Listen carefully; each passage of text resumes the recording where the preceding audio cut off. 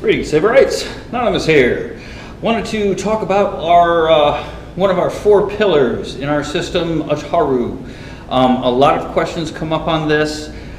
We've got a lot of kind of mythos from the EU and Legends and all this other stuff, and from the prequels.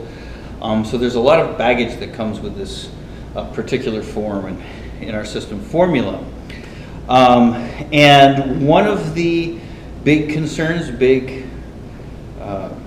ideas that comes along with Ataru is the issue of the acrobatics, the jumping kicks, the spins, the flips, the rolls on the ground, all of that kind of thing, the real rock star stuff, as we used to call it. And a lot of people look at that and look intimidated by that. And it's understandable why you would.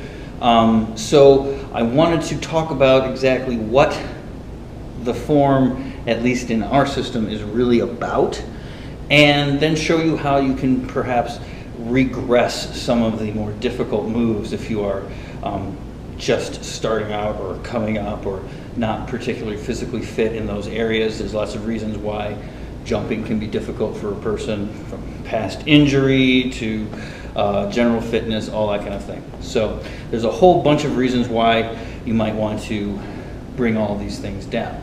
Number one of these reasons is that, as is often pointed out when looking at forms that have acrobatic kicks and all that kind of thing in them, you don't usually use these in combat very much. As they are, a jumping kick like a tornado kick isn't going to have so much direct application as you practice it by yourself. Right? Why do you practice it then? Well, in other martial arts, it's basically a body mechanics drill, right? You are overcoming gravity with your own body weight and your own momentum and throwing a kick in the air. So it focuses a lot of stuff on the waist, core. They're very, very good exercises to do, but I do understand that a lot of people cannot do them. I, for one, am in that group. If you probably noticed in the past couple of years, I've shied away from doing a lot of the kind of jumping stuff and the Ataru stuff and all that kind of thing. That's because I injured my back quite seriously. So that's kind of put off that portion of my training for a while. I'm just now kind of getting back into it. So these things can be regressed a lot. And the number one reason you want to do that is because the purpose of these body mechanics drills is to help you in normal movement, through whether it be swinging a weapon or your fists or what have you. Ataru is really about the generation of power, and we do that through a few different ways. We do that through rotation, we call our suma. We do it through running, stepping, or footwork, what we call gogawa, and then of course jumping, mugan.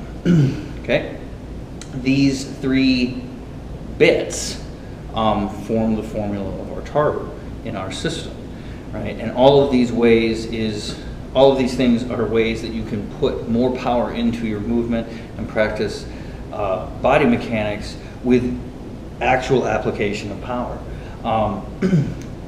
For instance, a butterfly kick. A butterfly kick, when done by itself, is very acrobatic, kind of neat looking. You've got the legs that go up in the air and all of that. And it doesn't look like you would do much damage to something even if you did hit it with your feet during that kick. Now there are people who can utilize that kick in that way. But in reality, one of the biggest applications of that movement is a hip throw with a leg grip. Any jumping movement whatsoever can be seen as overcoming force that is on top of you, or in some way loading you up. When you don't have a partner there, jumping off the ground allows you to use your own body weight as that resistance to help feel that you're really, really getting the movement down. You can leave the ground. How far you leave the ground shows how much power you're putting into that particular movement. Now that being said, it's totally okay to come back off of that. You don't need a whole lot of air. You don't need a whole lot of fancy flips and this, that, and the other, and throwing the legs all over the place. That is just increased difficulty, right? Especially for people who are of a higher level of fitness, right? It works even if you regress it to the point where you're taking tiny little steps, jumping around, or not even taking any steps at all. And this is one of the big differences we see, and we point this out, even though we don't recommend going to the movies for reference on here like this. It is an explanation why Yoda and Qui-Gon Jinn would be different, even though they do the same form, right? If I stand here like this and I just do the movement, the rotation, right? I think about stepping, sinking, jumping, or whatever, but not letting myself move, putting instead all of that force into the weapon, then I can get more stuff done. Now granted, yes, we're not looking to cleave through things, so we don't need a whole lot of power when we're talking about touches. However, there are beat parries and all kinds of things where we can move people off the line, where a little bit of force is definitely going to make the difference. Now, as an example of how you can kind of regress this stuff, and we'll go through these one by one too in some future videos, a good example of this is these next videos, which are a guy named Hong Ji-ten and Shenyan Liu. Shenyan Liu is a student of Hong Ji-ten. Hong Ji-ten is the master of Beijing style Fan Zichuan. Now, this is one form which is accentuating the lower body and flipping and kicking and all of that kind of thing. Hong Ji-ten is a much older gentleman. He probably has a fair amount of injuries and health problems and all of that kind of thing. So he can't do necessarily everything. But when you look at the different aspects, when you see Shenyan Liu, the younger student, doing the jumps, you can compare it directly to what Hong Ji-ten does as well. And you can see how, even though one is doing things that are much more obvious and everything like that, I urge you to really look at the commonalities in the body movement and what's going on. So throwing a side kick up to about that height is one thing, right? You can't go that high.